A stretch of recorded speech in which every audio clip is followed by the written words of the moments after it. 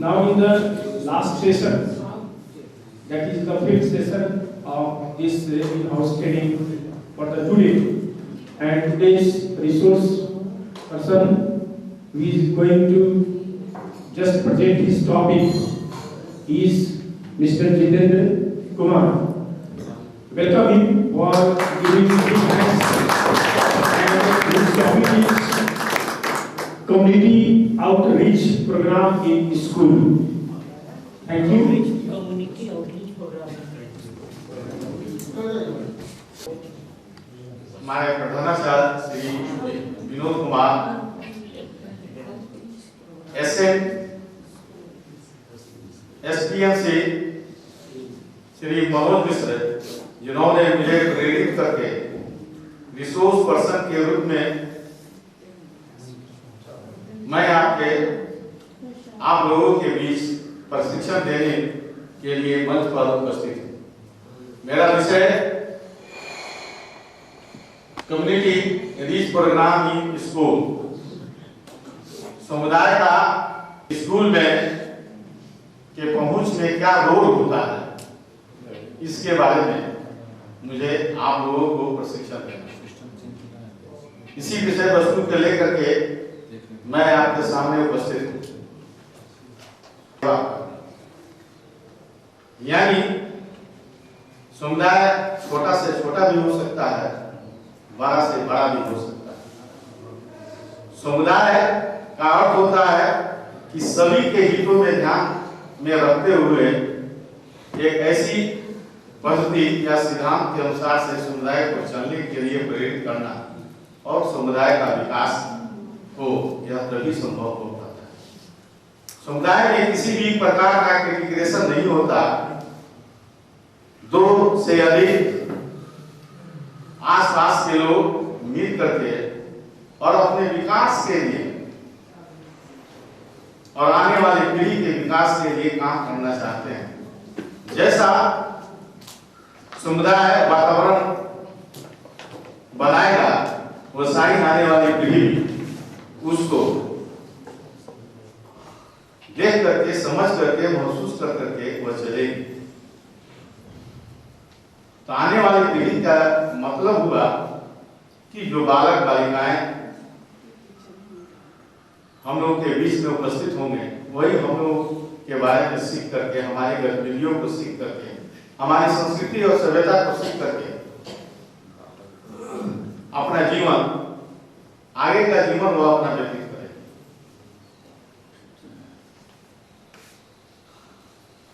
समुदाय का क्षेत्र उसके समुदाय के आर्थिक, संस्कृति एवं राजनीतिक समानताओं पर निर्भर करती है। एक गांव, नगर या राष्ट्र में दो या दो से अधिक जितने भी व्यक्ति एक सूत्र में बंध करके बढ़ करके समान उद्देश्यों को प्राप्त करते हैं, तो समान जीवन व्यतीत करते हैं, तो वही जो है समुदाय का एक निर्माण करते हैं। आप देखते होंगे कि समुदाय में या मोहल्ले में अगर ऐसी प्रवृत्ति होती है कि वह इलाके शांत स्वभाव का होता है, अगर वह व्यवसाय के क्षेत्र में हो या राजनीति के क्षेत्र में हो या वह समुदाय पढ़ाई के क्षेत्र में हो, तो उसी को अपना करके आने वाली पीढ़ी आगे बढ़ने का प्रयास करती है। यह सब डिपेंड करता है कि समुदाय कैसा वातावरण आने वाली पीढ़ी के लिए उपलब्ध करा सकता है। समुदाय शिक्षा संस्थान के रूप में प्रत्येक समुदाय की अनेक आवश्यकताएं और समस्याएं होती हैं। इन आवश्यकताओं की पूर्ति और समस्याओं के समाधान के समुदाय का मुख्य होता है। वह दिन प्रतिदिन प्रगति की ओर अग्रसर होता है। जो समुदाय उचित शिक्षा की व्यवस्था नहीं कर पाता है, वह समुदाय जो अपने ट्रेडिशनल सोच को नहीं बदल पाता, तो आधुनिकता के दौर में वह पीछे छूट जाता है। उसके जीवन स्तर में किसी भी प्रकार की परिवर्तन नहीं हो पाती। वह गरीब है, गरीब ही रह पाता है। अगर जो समुदाय जागृत होता है, अगर एजुकेशन के प्रति जागृत हो जाए, तो ये एजुकेशन को एडप्ट कर करके वह आगे बढ़ जाता है। जो ट्रेडिशनल सोच वाले रह जाते हैं समुदाय, जो आज सरकार उनको रिजर्वेशन दे करके उनको आगे बढ़ाने के लिए काम करने का प्रयास करती है। आपके ITI में हर जन छात्रावास की सुविधा सरकार के द्वारा दी गई। ऐसा क्यों? क्योंकि वो समाज वह पिछड़ गया है, वो अपनी ट्रेडिशनल सोच के कारण। लेकिन जो समाज जागरूक है, देख रहा है कि लोग कैसे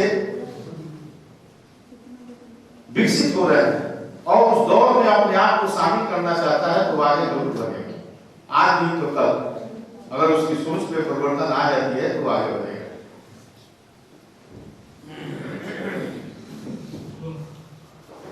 प्राचीन काल से लेकर के अब तक समुदाय ने अपने प्रगति, राजनीतिक, आर्थिक परिस्थितियों को ध्यान में रखते हुए शिक्षा सदैव अपने आदर्शों और उद्देश्यों के अनुसार मोड़ा गया है, अब भी मोड़ रहा है। इसलिए स्कूल को समाज लघु रूप की संज्ञा दी गई है।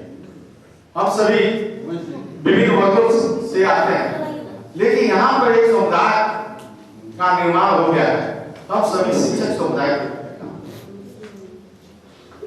और हमारी गतिविधियों को देख करके बच्चे भी अनुकरण करते हैं, वो सीखते हैं। हम जैसे आपस में व्यवहार करते हैं वैसे ही बच्चे देखते हैं, क्योंकि बच्चे बहुत जिज्ञासु होते हैं। उनमें सीखने की, परख करने की कला होती है। तो हम अभी यहाँ पर जो उपस्थित हुए हैं, यहाँ पर शिक्षक समुदाय का वर्ग का निर्माण कर रहे हैं।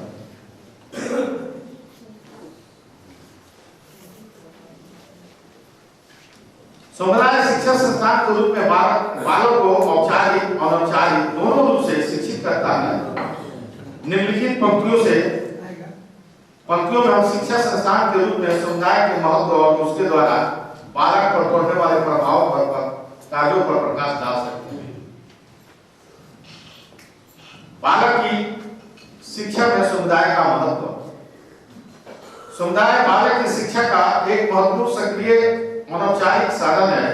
जिस प्रकार बालक की शिक्षा पर परिवार और स्कूल का गहरा प्रभाव पड़ता है, उसी प्रकार समुदाय भी बालक के व्यवहार में इस प्रकार से परिवर्तन करता है कि वह समूह के कार्यों में सक्रिय रूप से भाग लेने के योग्य बना सके। आप देखते हैं कि सामूहिक रूप से कोई कार्यक्रम होता है जिसमें बालक बढ़ चढ़ करके हिस्सा लेता है। जैसे मोहल्ले में सफाई अभियान को चलाना, फिर आप देखते हैं कि कोई गरीब परिवार कोई बीमार पड़ जाता है, उसके लिए समाज के लोग आगे निकलते हैं, चंदा कलेक्शन करते हैं, उसको ट्रीटमेंट स्वास्थ्य वो बालक देखता है।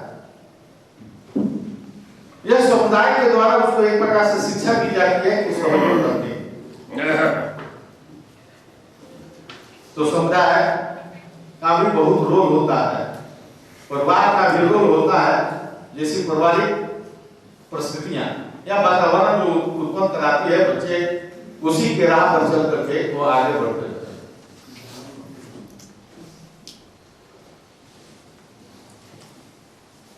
अब जैसे गांव में, शहरों में आप देखिएगा, अगर उस आपके आसपास अगल बगल में कोई IAS अफसर बनता है, IPS अफसर बनता है, तो उसको मोहल्ले के बच्चे जो एग्रेसिव फैमिली के हैं वो देखते हैं।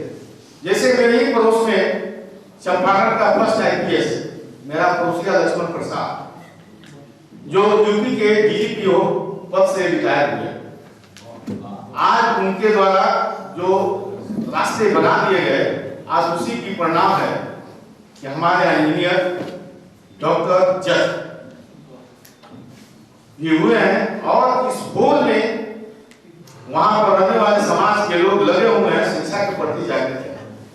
भले ही ट्रेडिशनल उनका जो भी वर्क है उसको छोड़ रहे हैं और बच्चे शिक्षा को प्राप्त करने के लिए उस दौर में बढ़ चढ़ करके आगे बढ़ रहे हैं। तो यह समुदाय का ही यह कार्य होता है कि पहले एक लकीर दी जाए, उस लकीरों पर बच्चे दौड़ लगाना शुरू कर देते हैं। अगर बच्चे देखते हैं कि समुदाय में कोई गायक हो गया या कलाकार हो गया, तो उसको देख करके वह बच्चे उसी क्षेत्र में आगे बढ़ने के लिए तैयार हो जाते हैं और बढ़ते भी हैं। देखता है बच्चा कि आर्थिक स्थिति ठीक नहीं है, समाज में देखता है कि कोई व्यक्ति यह व्यवसाय करके, यह कार्य करके वह अपने परिवार को चलाने की स्थिति में हो गया है, तो उसी ओर वो कदम भी उठाता है। यानी समाज का प्रभाव भी बच्चे के ऊपर पड़ रहा है।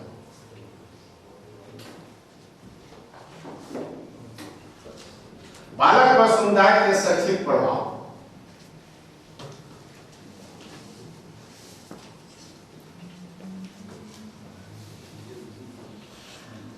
शारीरिक विकास का प्रभाव।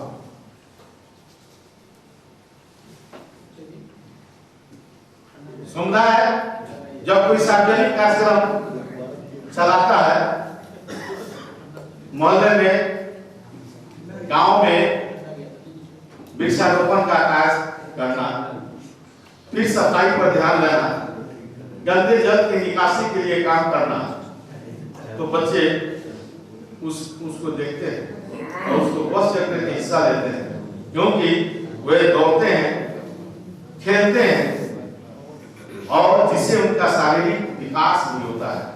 जब स्वच्छ वातावरण होगा तो उनका शारीरिक विकास भी स्वास्थ्य के दृष्टि से देखते हुए बहुत तेजी से आगे बढ़ेगा। दूसरा, मानसिक विकास का प्रभाव। समुदाय जगह जगह पुस्तकालयों की व्यवस्था करता है, जिसमें बालक के ज्ञान वृद्धि के लिए वृद्धि होती है और वाद विवाद प्रतियोगिता, मुशायरों, कवि सम्मेलन और विभिन्न प्रकार के गोष्ठियों का भी वह आयोजन करता है, जिससे बालक को मनोरंजन भी मिलता है और उनका मानसिक विकास भी। सामाजिक विकास का प्रभाव। समुदाय में समय समय पर सामाजिक सम्मेलन, मेले, उत्सव, धार्मिक कार्य जैसे आयोजन होना, यज्ञ कराना, तो बच्चे देखते हैं कि हमारी संस्कृति और सभ्यता क्या है, जिससे वह प्रभावित होते हैं और प्रसन्नता पूर्वक वो उसमें भाग लेते हैं और समुदाय के विभिन्न व्यक्तियों के वह संपर्क में स्थापित होता है। सब लोगों के साथ मिलजुल करके रहने से कार्य करने में बालक में सामाजिकता की भावना विकसित हो जाती है और सामाजिकता के विकसित होने से उसे सामाजिक रीति रिवाजों, परंपराओं, मान्यताओं, विश्वासों एवं आदर्शों का पालन ज्ञान प्राप्त होता है। उसमें सहानुभूति, सहयोग, सहनशीलता, समाज सेवा की भावना की जागृत होना, त्याग, उनमें सामाजिक गुण का विकास हो जाती है, जिसे सामुदायिक वातावरण में रहते हुए कर्तव्यों और अधिकारों एवं स्वतंत्रता एवं अनुशासन का भी वह वास्तविक अर्थ में उसको समझ आ जाती है और समाज के विभिन्न कार्यों में वह बढ़ चढ़ करके अपनी सहभागिता को सुनिश्चित करने का काम वह करता है।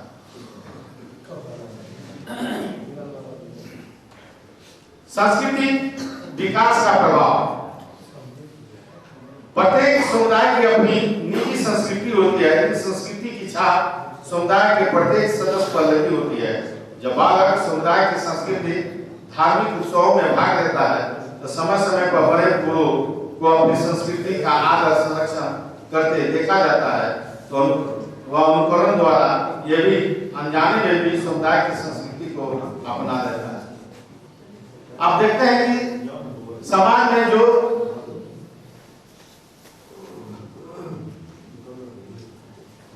बुरे व्यक्तियों के द्वारा तो भी बालक वो सीखता है, सीख करके उनके संपर्क में आता है और उनके द्वारा जो भी संस्कृति और सभ्यता को एडॉप्ट किया गया है क्या उसको दिखाया जा रहा है और वो सीखता है।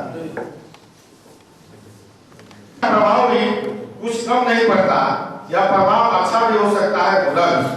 अगर समुदाय का वातावरण शुद्ध है, अनुशासन से परिपूर्ण है, सरल है, तो बालक के चरित्र पर उसके नैतिक गुण का भी विकास होता है, वह डेवलप करता है। अगर समाज समुदाय में वैसे लोग हैं जो पढ़ाई लिखाई से कोई मतलब नहीं है, कोई आइडियल एटीट्यूड उनके पास नहीं है, तो बालक उसी समुदाय के बीच में अपना जीवन यापन करता है, तो वैसा ही गुण उसमें एडॉप्ट हो जाता है। वो उसी को सीखता है, उसी को आत्मसात करने का प्रयास करता है। तो जैसा समुदाय होगा वैसा ही आगे आने वाली पीढ़ी भी वैसा ही बनती है। भले ही एक्सेप्शन में कहीं कुछ अलग हो जाए, लेकिन जहां पर परसेंटेज की बात है, बहुमत की बात है, तो वहां पर वही रिजल्ट फाइंड आउट होता है। राजनीतिक विचारों पर प्रभाव। समुदाय के विभिन्न सदस्यों से बात विवाद करने, उठने बैठने, नेताओं के भाषण को सुनाने से बालक को विभिन्न राजनीतिक विचारधाराओं का ज्ञान हो जाता है। वह बिना किसी पुस्तक को पढ़े हुए राजनीतिक पार्टियों के एटीट्यूड के बारे में, विचारों के बारे में, उसके सिद्धांतों के बारे में वह जानकारी प्राप्त कर लेता है कि हाँ, यह पार्टी अपने राष्ट्र के हित में सोचती है, यह पार्टी हमें राष्ट्रप्रेमी बनाने का भी काम विचारधारा। जैसे अभी आप एनईपी 2020 जो लागू हो रही है, वह इसी का जीता जागता नमूना के तौर पर, हम एग्जाम्पल के तौर पर हम देख सकते हैं कि सरकार की सोच है कि लोगों के बीच में अपनी संस्कृति, सभ्यता और नेशनलिटी को डेवलप हम कैसे करें, उसको एजुकेशन के माध्यम से उसको जोड़ने का प्रयास सरकार के द्वारा किया जा रहा है, जिससे बालक सीखेगा। और अभी आप देखते हैं, अभी भी सरकार के द्वारा लाई गई है, इसके पीछे बहुत बड़ी सरकार की सोच है, फ्यूचर की प्लानिंग है। अभी हमारे सैनिकों की औसतन आयु 36 है और सरकार सोच रही है कि 26 करने की। 36 उम्र वाले सैनिक की ऊर्जा और 26 वाले सैनिकों की ऊर्जा में बहुत फर्क पड़ता है, 10 इयर्स का गैप। और इसे सरकार जो है वह सोच रही है कि लोगों को अधिक से अधिक रोजगार हम उत्पन्न कराएं, हम नौकरियां दें। 4 सालों के लिए वो कॉन्ट्रैक्ट पर वैसे करें। और मेन इसका 3 उद्देश्य है कि जो समाज में अपने ही देश के लोग देशद्रोही गतिविधियों में लगे हुए हैं, काज कर रहे हैं, उसको रोकने के लिए वो जब रिटायर होंगे, जब अपने समाज के बीच में आएंगे और वह पूर्व सैनिक होंगे, तो ऐसे गतिविधियों में शामिल होने वाले व्यक्तियों को चिन्हित कर करके और रोकने का प्रयास वह करेंगे। यह मेन थीम है सरकार का कि नहीं तो अगर ऐसा नहीं होगा तो आने वाली समय बहुत भयानक होगी, भयावह होगी, जिसे आम नागरिक जिसको किसी भी चीज से कोई मतलब नहीं है, उसका जीवन जीना दुर्लभ हो जाएगा। यही सोच के कारण सरकार की यह पॉलिसी निर्धारित की गई है और वैसे व्यक्ति को समुचित आय भी उपलब्ध करा रही है और साथ ही उसकी शिक्षा की भी व्यवस्था नौकरी के दौरान सरकार के द्वारा सुनिश्चित की गई है कि उसकी शिक्षा भी अधूरी नहीं रहे।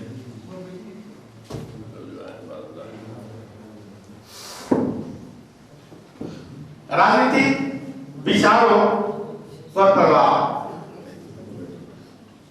समुदाय के विभिन्न सदस्यों के बाद विवाद, उठने बैठने, नेताओं के भाषण सुनाने से वह सारा समझ जाता है राजनीतिक पार्टियों का प्रिंसिपल क्या है, सिद्धांत क्या है, वह कैसी सोच रखते हैं। अगर कोई पार्टी कहती है एयर स्ट्राइक होती है, कोई पार्टी कहती है कि सैनिक एयर स्ट्राइक किया कि नहीं किया, हमें वीडियो क्लिप दिखाओ, वीडियो क्लिप दिखाओ, तो बच्चे समझते हैं कि यह पार्टी वीडियो क्लिप अगर दिखाने का काम पूछ रही है, यानी उसको अपने सैनिकों पर विश्वास नहीं है। जब सैनिक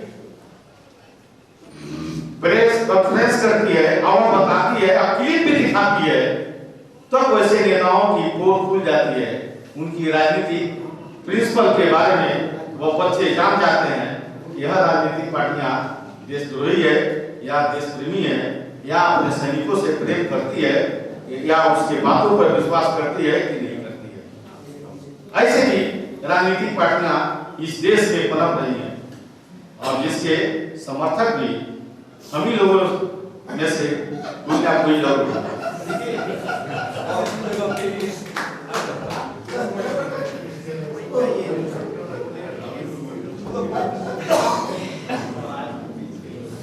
और हमें बहुत आश्चर्य होता है कि ये लोग कैसे समुदाय का निर्माण कर रहे हैं। समुदाय के जो उद्देश्य होना चाहिए, क्या मैसेज जा रहा है समाज के बीच में, हम बच्चों के बीच में कैसे पढ़ाते हैं, हम कैसे बताते हैं। आरक्षण पर भी बोला जा रहा है क्लासों में, अब तक कसी जा रही है। यह बहुत दुर्भाग्यपूर्ण यह बातें होती है जब क्लास में सुनने को मिलता है कि आरक्षण दिया जा रहा है, तो समाज के सभी वर्गों का विकास होना चाहिए, नहीं तो हम समुदाय की कल्पना भी नहीं कर सकते।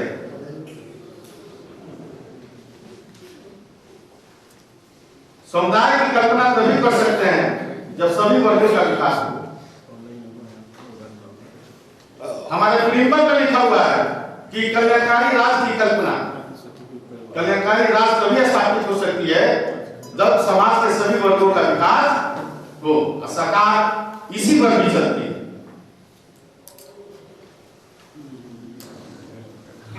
व्यवसायिक विकास पर प्रभाव, बातों में यह देखा जाता है कि समुदाय के लोग किस व्यवसाय के द्वारा अपनी आर्थिक स्थिति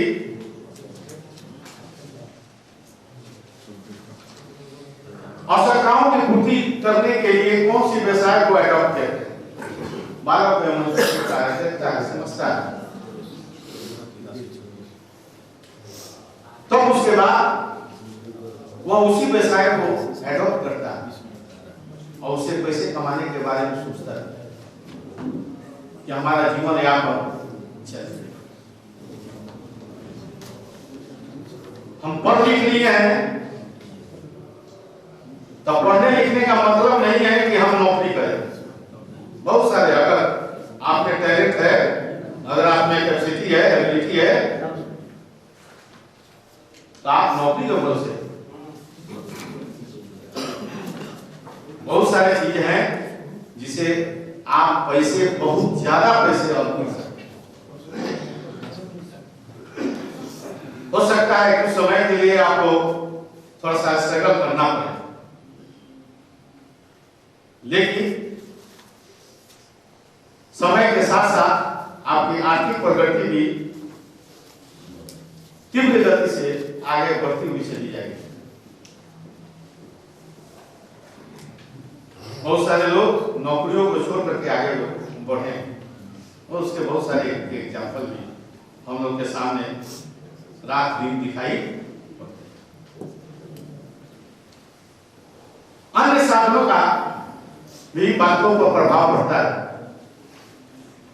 समुदाय बालक को शिक्षित करने के लिए रेडियो, सिनेमा, नाट्यशाला, अभिनय केंद्रों, आजाद चित्रशालाओं, पत्र पत्रिकाओं, वचनालयों आदि अनौपचारिक साधनों का भी व्यवस्था करता है और इन साधनों के द्वारा बालक को समुदाय की विभिन्न समस्याओं को सुलझाने के ढंगों का भी ज्ञान प्राप्त होता है। जब इस चीजों से रूबरू होता है बालक, तो उसके जीवन में आने वाली कठिनाइयों से लड़ने के लिए उसको शक्ति प्राप्त होती है और उसे बचने का भी प्रयास भी करता है, क्योंकि इन सब चीजों से उसको अनुभव प्राप्त हो जाता है। समुदाय के शैक्षणिक कार्य, समुदाय क्या करता है शिक्षा के क्षेत्रों में अपने समुदाय के डेवलपमेंट करने के लिए सबसे पहले वह स्कूलों की स्थापना करता है, क्योंकि स्कूल अगर समुदाय नहीं होगा तो स्कूल नहीं होगी, अगर स्कूल नहीं होगा तो समुदाय की कल्पना भी नहीं की जा सकती, व्यक्ति नहीं होगा तो परिवार की कल्पना नहीं की जा सकती, जब परिवार नहीं होगा तो समाज की भी कल्पना नहीं की जा सकती। यह सब एक दूसरे पर डिपेंडेंट होते हैं, एक दूसरे के बिना नहीं एक का अस्तित्व रह जाएगा, नहीं दूसरे का भी अस्तित्व रह जाएगा। समुदाय विभिन्न प्रकार की स्कूलों का भी निर्माण करती है, जिसमें समुदाय की संस्कृति सुरक्षित रहे, विकसित हो सके और उसे भावी पीढ़ी के बालकों और बालिकाओं को हस्तांतरित की जा सके, यानी संस्कृति सभ्यता को एडॉप्ट करने के लिए। जैसे मेरा विद्यालय, इसका जीता जागता उदाहरण मेरा विद्यालय है, जो भारतीय संस्कृति पर आधारित एजुकेशन के साथ साथ वह हमारी संस्कृति सभ्यता को सबसे पहले प्रायोरिटी देता है। व्यक्ति डिग्रियों से पूरा नहीं होता जब तक वो उसके पास नैतिक मूल्यों का, अपनी संस्कृति के बारे में जागृत रहने का उसके पास ज्ञान नहीं।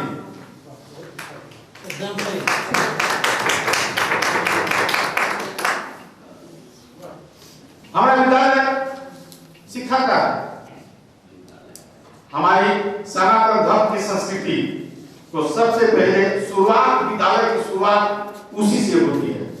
बच्चे आकर के उसमें अपनी सहभागिता को सुनिश्चित करते हैं और हम सभी आचार्य समुदाय के लोग उसको सुनिश्चित स्वयं करते हैं और बच्चों से कराने का प्रयास भी कराते हैं, जिससे बच्चे अपनी संस्कृति और सभ्यता सनातन धर्म के बारे में जानते हैं, नैतिक मूल्यों के बारे में जानते हैं, नैतिकता का पाठ भी बच्चे पढ़ते हैं।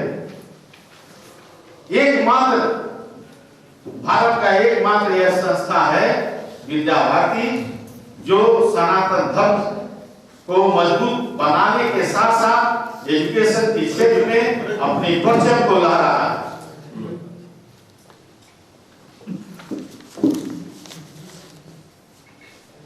शिक्षा के उद्देश्यों का निर्माण एवं शिक्षा पर नियंत्रण। समुदाय शिक्षा के उद्देश्यों का निर्माण करता है और उन्हें प्राप्त करने के लिए विभिन्न स्कूलों में प्रदान की जाने वाली शिक्षा पर नियंत्रण को स्थापित करता है। हमारा जितनी भी इकाइयां हैं वह सब जो विद्या भारती के बनाए गए नियम है उसको फॉलो करते हैं और उसको फॉलो कराने का काम जो हमारे पथ प्रदर्शक के रूप में प्रधानाचार्य होते हैं वो कराते हैं। सार्वजनिक शिक्षा की व्यवस्था समुदाय शिक्षा के विभिन्न स्तरों को निश्चित करता है तथा सार्वभौमिक शिक्षा की भी व्यवस्था करता है, यानी सभी क्षेत्रों में विकास। पाठ्यक्रम का निर्माण शैक्षणिक उद्देश्यों को प्राप्त करने के लिए पाठ्यक्रम की आवश्यकता होती है, अतः समुदाय आधारभूत पाठ्यक्रम और शिक्षा संगठन की रूपरेखा भी तैयार करता है।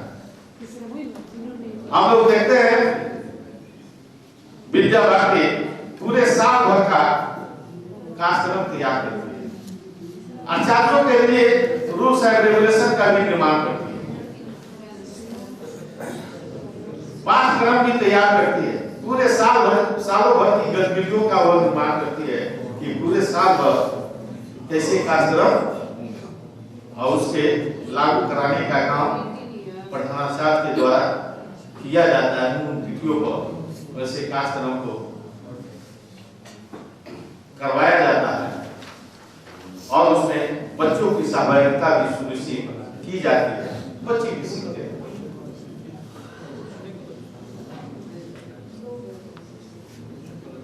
व्यावसायिक तथा औद्योगिक शिक्षा की व्यवस्था। वर्तमान समय में जो एनईपी 2020 जो आई है वो व्यवसायिक एवं औद्योगिक शिक्षा पर आधारित है। इसीलिए 34 वर्षों बाद जो सरकार संजीदा है उन्होंने लाया कि बेरोजगारी को कैसे खत्म किया जाए, बच्चों को कैसे स्वावलंबन का पाठ पढ़ाया जाए। इसीलिए एनईपी यानी शुरू से ही बच्चों को व्यवसायिक और औद्योगिक शिक्षा पर ध्यान दिया गया है कि बच्चे 6 क्लास से ही वह अपना इन क्षेत्रों में लगन जिस क्षेत्र में हो उसको चुनाव करें और उस क्षेत्र में आगे बढ़ने का प्रयास करें कि नौकरी के लिए बेरोजगारी का जो स्लोगन जो पढ़ा जा रहा है देश में, उस स्लोगन से सरकार को मुक्ति मिले।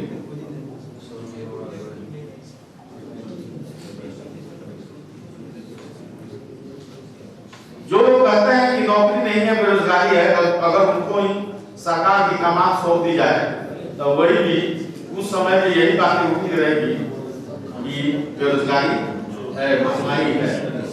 यही सच्चाई भी है।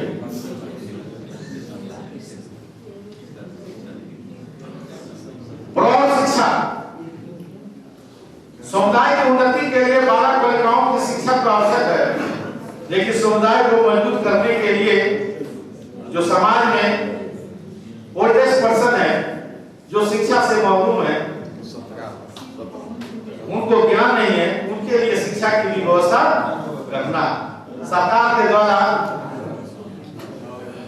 प्रौढ़ शिक्षा की व्यवस्था की गई थी जो शाम को चलाई जा रही थी और उन लोगों को चिन्हित कर करके कम से कम अक्षर तक यहाँ थोड़ी सी टूटी भाषा में पढ़ने का ज्ञान प्राप्त करने के लिए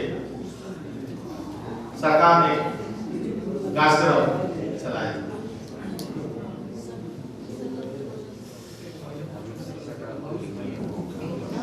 स्कूलों के लिए धन की व्यवस्था, यह समुदाय के ऊपर भी रिस्पॉन्सिबिलिटी है कि शैक्षणिक संस्थाओं को सुचारू रूप से चलाने के लिए धन की आवश्यकता पड़ती है। समुदाय संस्थाओं के भवन निर्माण, फर्नीचर, शिक्षकों के वेतन, विभिन्न बातों के लिए अधिक से अधिक धन की व्यवस्था करना। अपना विद्यालय इसका जीता जागता एक एग्जाम्पल है। समाज के लोगों ने ही इस विद्यालय की स्थापना के लिए अपनी भूमि दान, समाज का ही सहयोग रहा कि यह विद्यालय धीरे धीरे अपनी प्रगति की ओर, अपनी बुलंदियों की तरफ अग्रसर होते रहा और समाज का भी सहयोग है कि नहीं, एकमात्र यही विद्यालय है जहां पर हमारी संस्कृति और सभ्यता पढ़ाई के साथ साथ बच्चों में एडॉप्ट की जाती है और जब बच्चे जब जाते हैं तो अपने समुदाय के बीच में यहाँ से सीखे हुए चीजों को जब वो बताते हैं तो परिवार अपने आप को गौरवान्वित भी महसूस होता है। पिछले साल 2-4 गार्जियन से बात करने का हमें मौका भी मिला जो संजीविया से नाम कटवा करके और यहाँ पर एडमिशन कराने के लिए आए और उन्होंने कहा था कि मेरे जीवन की पूंजी ही समाप्त हो जाएगी जब ये बच्चे बिगड़ जाएंगे, थोड़ी सी भी संस्कार नहीं है तो मेरा कमाना सब बेकार चला जाएगा। मैंने कहा कि क्यों एडमिशन करा रहे हैं? ऐसी भी बातें मुझे सुनने को मिली।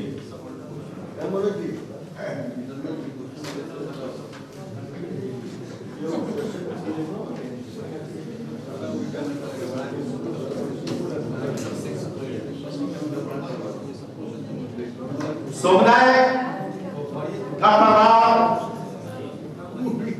भी धर्म के ऊपर भी पड़ता है। धर्म से उसका घनिष्ठ संबंध है। इसके बिना समुदाय की कल्पना हम नहीं कर सकते। हम लोग भी धर्म को मानने वाले लोगों से तभी जो यहाँ पर हम लोग बहुत सीखने को मिला है। धर्म का अर्थ है कि संकुचित अर्थों में किसी अमुक धर्म के प्रति अखंड श्रद्धा रखना।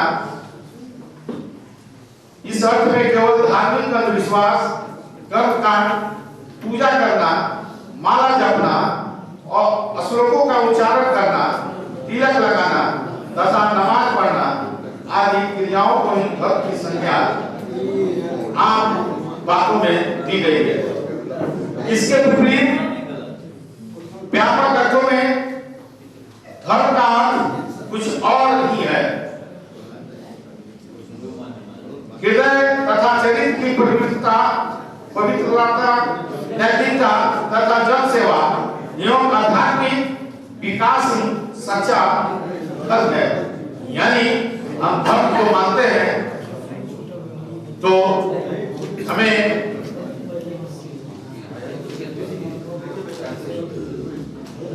मैंने 29 तारीख को एक प्रेरक प्रसंग कहा था, जो महाभारत का दृश्य को देखते हुए मैंने कहा था कि धर्म का सही मूल्यों में अर्थ हुआ होता है कि हृदय का स्नान होना, दिल का स्नान होना, अपने जीवन जीने की गतिविधियों में उन चीजों के समावेश करते हुए जीवन जीना। केवल आडंबर को अपना करके सारे कर्मों को जीवन मूल्यों के उद्देश्यों के विपरीत करते रहना, यह जो है समुदाय पर यह गहरा आघात पहुंचाने का काम है।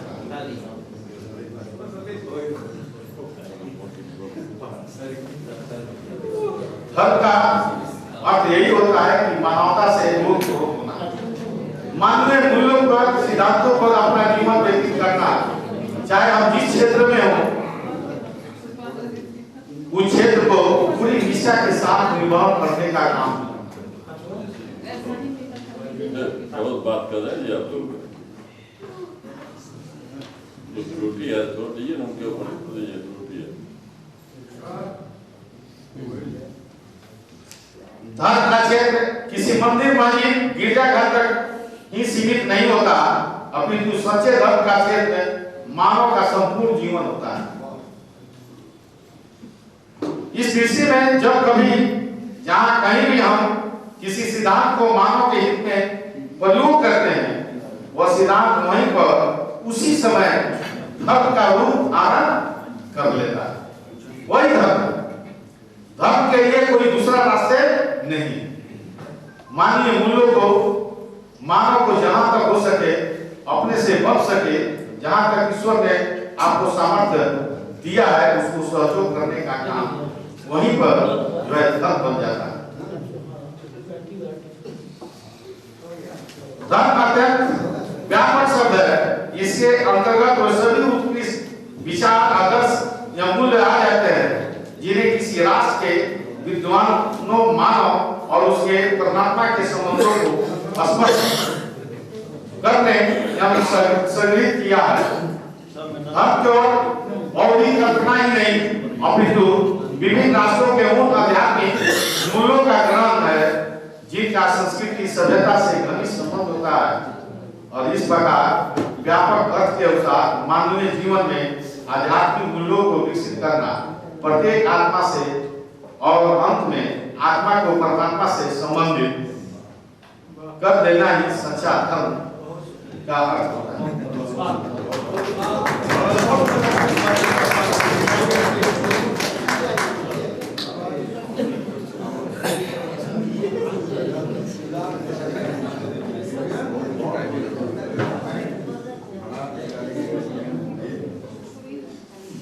धार्मिक शिक्षा का उद्देश्य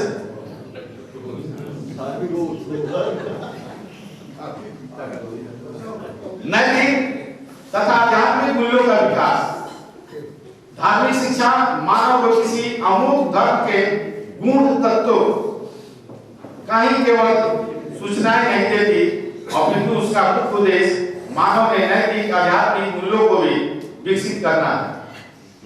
मानव के मन की स्थिरता, उसकी इच्छा शक्ति, उसके चित्त की एकाग्रता का विकास करता है। जब हम ध्यान करते हैं,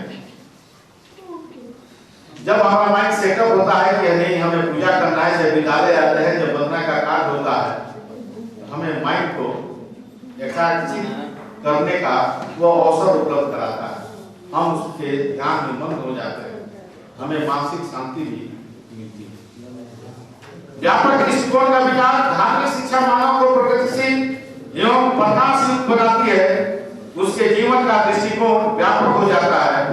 धर्म मानव के शांतिप्रिय, सहनशील बनाता है। इसीलिए धार्मिक शिक्षा प्राप्त करके मानव समाज की सेवा की भावना से ओतप्रोत हो जाता है। यानी उसको यह प्रेरणा मिलती है कि एक मानव दूसरे मानव के सहयोग करे और उसके विपत्तियों पर उसका साथ दे।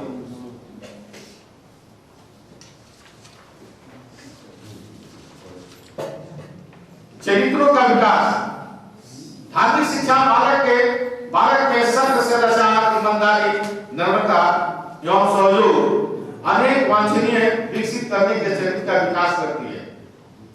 यानी धर्म के द्वारा आप देखते हैं अपने यहाँ के भैया बहन कैसे पैर छूकर को प्रणाम करते हैं। अपने संबोधन में क्लास में भैया बहनों से ही संबोधन करते हैं। यह सब यहाँ के दिए हुए नैतिक शिक्षा का ही परिणाम है। हमारी संस्कृति भी यही बताती है और हमारा सनातन धर्म भी यही बताता है।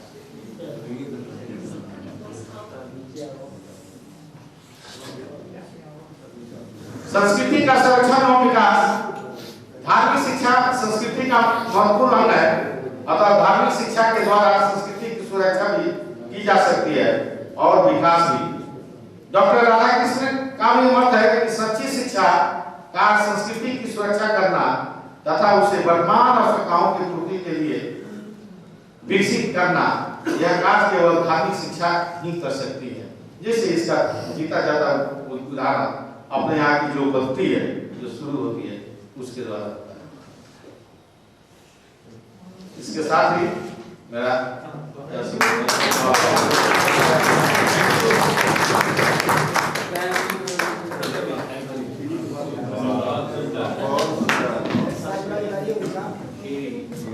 धन्यवाद जितेंद्र जी।